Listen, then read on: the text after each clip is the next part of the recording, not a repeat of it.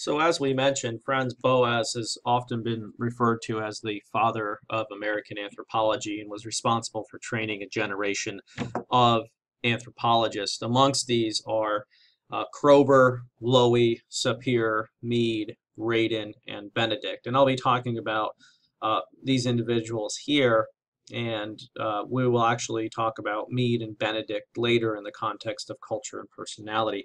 Also talk about a few of the other influences that came in to the work of the early Boasians. Clark Wissler was trained in psychology, so again, like many anthropologists, he comes in from a different discipline. He was the curator in ethnology at the American Museum of Natural History in New York between 1902 and 1907. He focused on the normative aspects of culture. He looked to define culture as learned behavior, and this really is a key concept and idea of culture today, that it's learned, and used it to describe culture as a complex of ideas and all characteristics of culture. These are all characteristics of culture that are generally accepted today. He was a specialist in North American ethnography with a focus on the Plains Indians, and he contributed to the culture area and age area ideology. And so for Wissler, again, this is more of a bioregional approach that you also see with Powell here, but he looked at the resources in a particular area, so the cultural area aspect, and you can see here is one of Wissler's early maps on culture area, where he documents, for example, Plains tribes and the area there in terms of the environmental resources and how that contributes to culture as a whole. Robert Lowie noted the importance of history, culture, and action, and how cultures are undergoing continual change. So he follows in line with Boas in this sense. He really develops this idea. He's an assistant curator to Wissler, so he's closely associated with Wissler at the American Museum of Natural History in New York. He's a professor of anthropology at UC Berkeley from 1925 as an assistant professor, and he works his way up and retires as a full professor in 1950. He is most noted for his work in the Great Plains, where he has had significant ethnographic fieldwork amongst a number of different Native American groups. He is also engaged in field periods over longer periods of time with the American Southwest and South American groups. He was also commissioned during World War II, and he was much more cautious in his approach in discussing the limitations of his research and really underscoring the importance of historical aspect of his work, much more so than Ruth Benedict was in her work on the chrysanthemum and the sword. Lowie employs this approach in the German people, and again, this is framed largely in the context of culture and personality studies that we'll talk about later. Sapir, who is probably most noted for anthropology with his work with Whorf, who we have a reading included for this particular week. The Sapir-Whorf hypothesis, the notion of linguistic relativity or linguistic determinism. He is most noted for his work also on language in 1921. He worked closely with Boas, and Boas arranged Sapir's employment from 1907 to 1908, researching the nearly extinct Yana language of Northern California. He returned to Northern California in 1915 to work with Ishi, who was the last monolingual speaker and the last survivor of the Yahi, the Southern Yana. And so for the Boasians, Ishi and the Yana, the last speaker of Yahi, all of this becomes really important because it just underscores the entire proposition that the anthropologists during this time period are working with diminishing materials. So Ishi's sort of the exemplar, the embodiment of this as one individual. And so this accounts potentially for some of the emphasis on a single individual, which is somewhat counter to Boas's notion as a whole. Sapir established and directed the Anthropological Division in the Geologic Survey of Canada in Ottawa from 1910 to 1925. And again, when we talk about Whorf too, we have to remember that Whorf was not a professional anthropologist. He sought employment outside of anthropology at a fire casualty company in Connecticut. Kroeber is also known for his work with Ishi.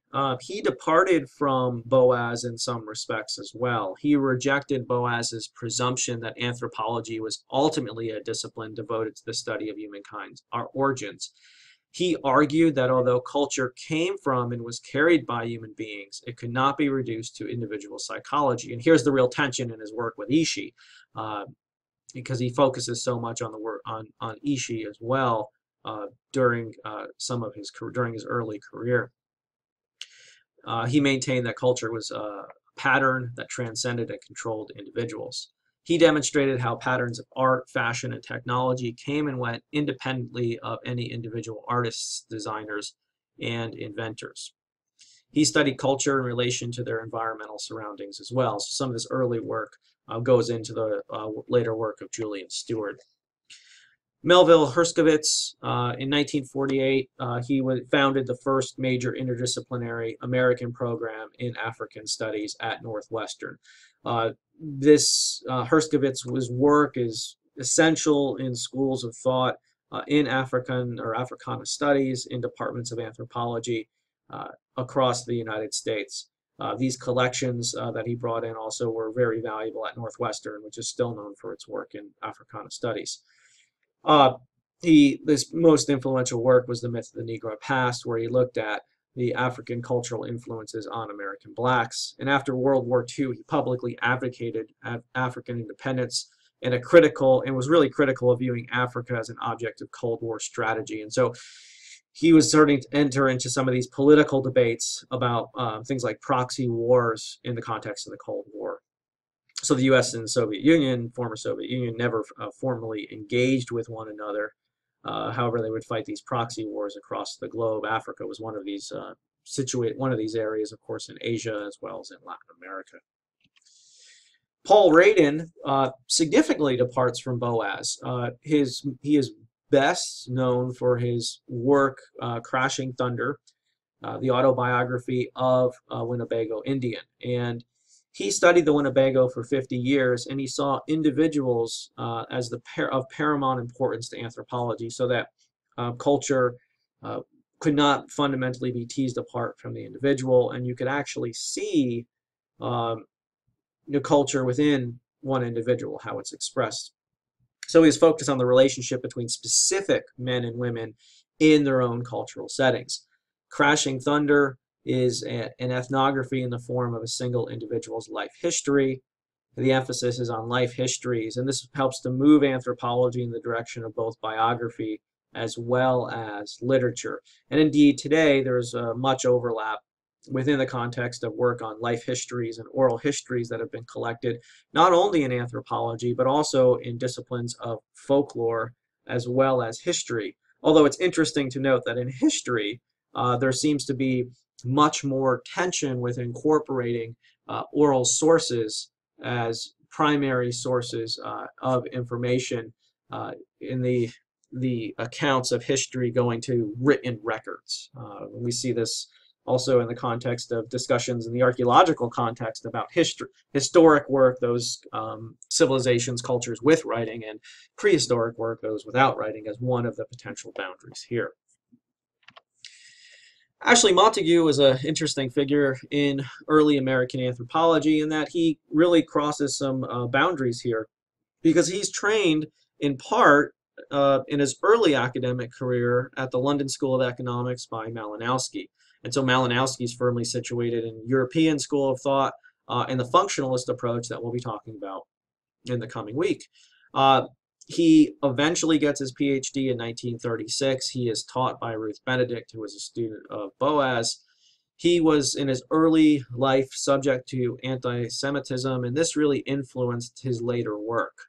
And so he, like the Boasians as a whole, he was fundamentally interested in issues of justice, fairness, and confronting racism, and particularly anti-Semitism. He is probably best known, although a prolific writer, he's probably best known for his early work in 1950, as he worked for the United Nations at UNESCO and helped to draft the Statement on Race and looking at the race question. He, like Boas himself, attacked race as a biological concept and viewed it more as a social construct. So I hope to have provided you with an overview not only of the Boasians and Boas's influence within American anthropology, but some of the individuals and schools of thought that Boas responds to, the unilineal evolutionists that had rooted themselves not only in European thought, in the comparative perspective of European anthropology, but also in early American anthropology with the work of Lewis Henry Morgan, but then following off of that, the work of Powell, Fletcher, Mason, and others. If you have any questions, like always, feel free to email me or stop in during office hours.